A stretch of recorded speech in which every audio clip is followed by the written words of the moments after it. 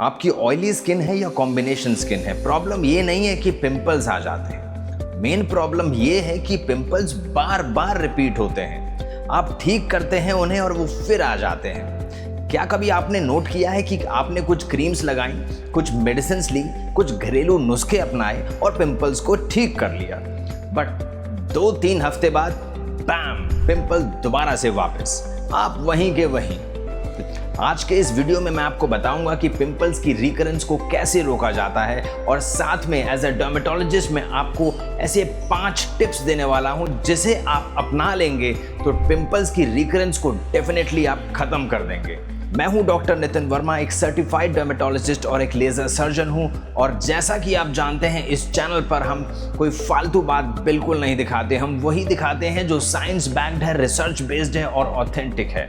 देखिए, अगर आप ये 5 स्टेप मेंटेनेंस फॉलो नहीं करेंगे ना तो आपकी जिंदगी में जो पिंपल्स के 3 भाई होते हैं वो एंटर कर जाएंगे। जानते हैं क्या होते हैं ये 3 भाई? एक होता है पिगमेंटेशन, दूसरा होता है स्कारिंग और तीसरा होता है लो कॉन्फिडेंस। और ये आपकी जिंदगी में जब एंटर कर गए ना तो बस लाइफ खत्म है। तो इसलिए बेहतर होगा कि ध्यान से इन 5 पॉइंट को समझें और उस पर अमल करें और पिंपल्स की रिकरेंस को जड़ से हटा दें। देखिए, पिंपल कोई वन टाइम डिजीज नहीं है, it is a chronic disease. ये जानी जाती है लंबे समय आपके साथ रहने के लिए। अक्सर क्लिनिक पर पेशेंट्स आते हैं और ये कहते हैं कि डॉक्टर साहब, जब तक दवाई लेते हैं आराम आ जाता है, पिंपल ठीक हो जाते हैं, दवाई छोड़ने के बाद फिर वापस आ जाते हैं, तो इसका क्या करें? तो देखिए, ये वापस क्यों आते हैं, हमें इसकी जड़ तक पहुंचना पड़ेगा। देखिए, पिंपल्स को जड़ से हटाने के लिए हमें रूट कॉज को ठीक करना ज़रूरी है। अगर आपके रूट कॉज पकड़ में नहीं आएगा तो पिंपल्स बार बार रिपीट होंगे ही, चाहे आप कितनी भी दवाइयाँ कर लीजिए, कितना भी डॉक्टर्स को दिखा लीजिए। अब रूट कॉज क्या हो सकते हैं, ट्रिगरिंग फैक्टर्स, आज वो डिस्कस करते हैं। पहला कॉज हो सकता है हार्मोनल कॉज।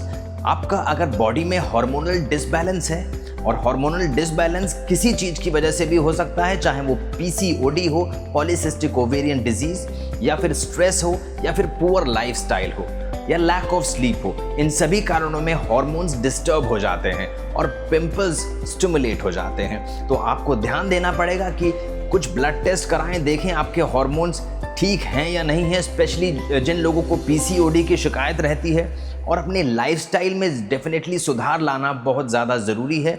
समय से नींद लीजिए, स्ट्रेस लेवल को कम करना बहुत ज़रूरी है। स्ट्रेस किसी प्रकार का भी हो, फिजिकल हो या मेंटल हो, दोनों तरह के स्ट्रेस पर काम कीजिए कि उसे आप कम से कम कर सकें, तभी एक्ने की रिकरेंस को रोका जा सकता है।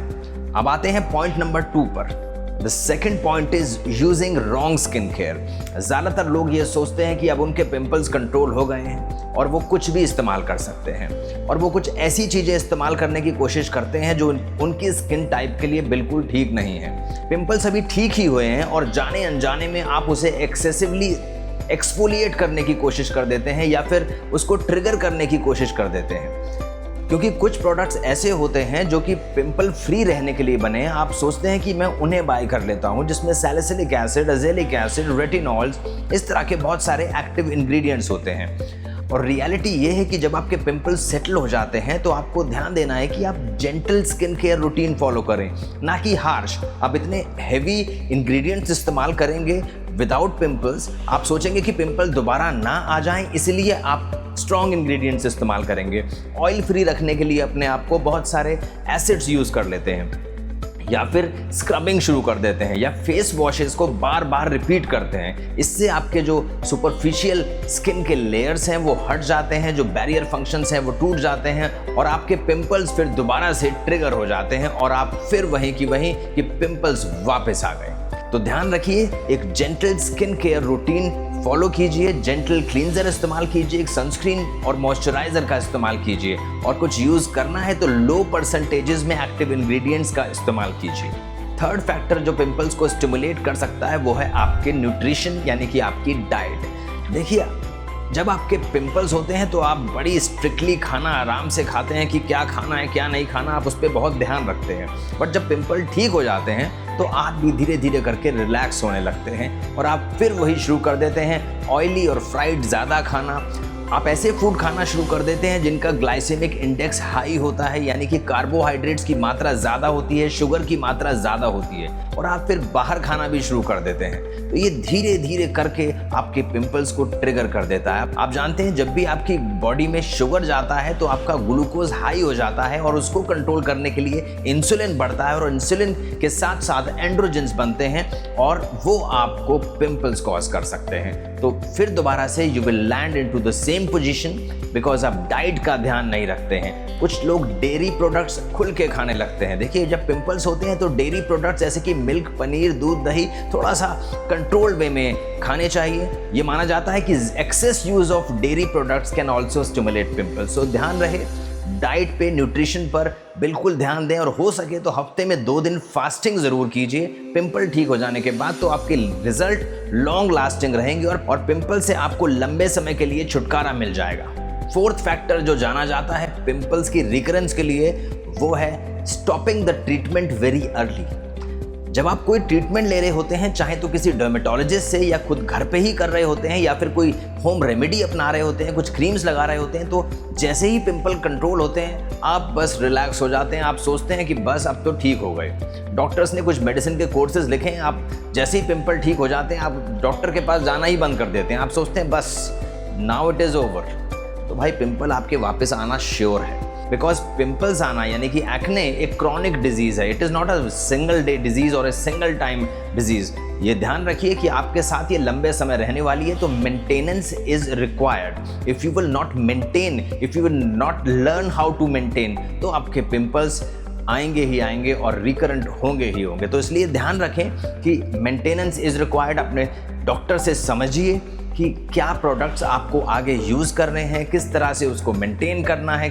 तो आपको ये सब सीखने की ज़रूरत है कि पिंपल्स जब ठीक हो गए हैं तो उसको कैसे मेंटेन किया जाए। तो बार बार पिंपल्स वापस आएंगे अगर आप ट्रीटमेंट को जल्दी छोड़ देंगे। तो इसलिए पूरे कोर्स को डेफिनेटली फॉलो कीजिए, डॉक्टर की सलाह हमेशा मानिए, और उसके बाद पोस्ट केयर क्या करनी है, कैसे मेंटेन रखना है, ये ज़रूर सीखिए। और जो 5th फैक्टर है जिसकी वजह से पिंपल्स बार बार आपको रिपीट होते हैं, वो है स्किन बैरियर डैमेज।